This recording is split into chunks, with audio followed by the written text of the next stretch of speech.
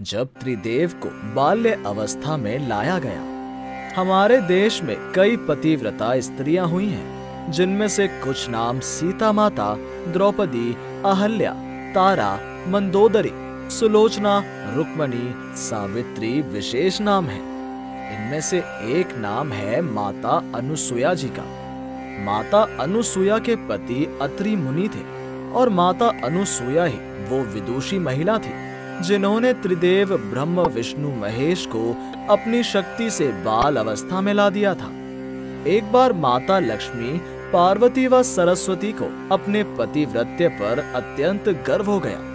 एक दिन नारद जी घूमते घूमते देवलोक पहुंचे और तीनों देवियों को बारी बारी जाकर कहा कि अत्रि पत्नी अनुसुया के सामने आपका अस्तित्व कुछ भी नहीं। तीनों देवियों को ये बात अच्छी नहीं लगी कि कोई साधारण धरती पर रहने वाली स्त्री उनसे ज्यादा सम्मानित कैसे हो सकती है। देवियों ने त्रिदेव से माता अनुसुया की परीक्षा लेने को कहा।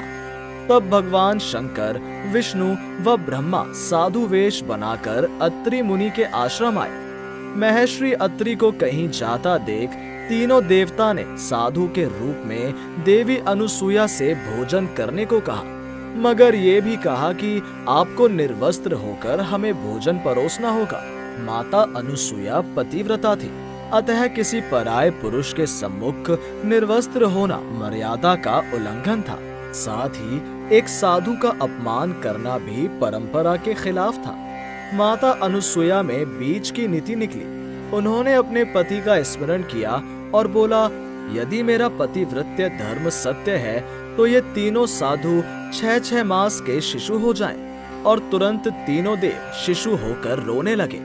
माता अनुसुया के अपने पुत्र नहीं थे, इसलिए माता ने उन्हें गोद में लेकर स्तनपान कराया और पालने में झुलाने लगी और एक माँ की तरह उन्हें पुचकारने लगी। समय बीतता गया। जब तीनों देव वापस अपने अपने स्थान पर नहीं आए, तब तीनों देवियों को चिंता होने लगी।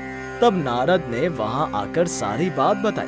तीनों देवियां अनुसुया के पास आए और क्षमा मांगी। जब अनुसुया माता को सच्चाई का पता चला, माता अनुसुया ने कहा कि इन तीनों ने मेरा दूध पिया है, इसलिए इन्हें बाल रूप में ही रहना होगा।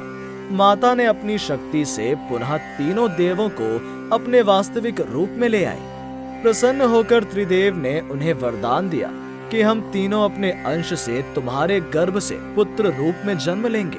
तब ब्रह्मा के अंश से चंद्रमा, शंकर के अंश से दूर्वासा और विष्णु के अंश से दत्तात्रेय का जन्म हुआ है।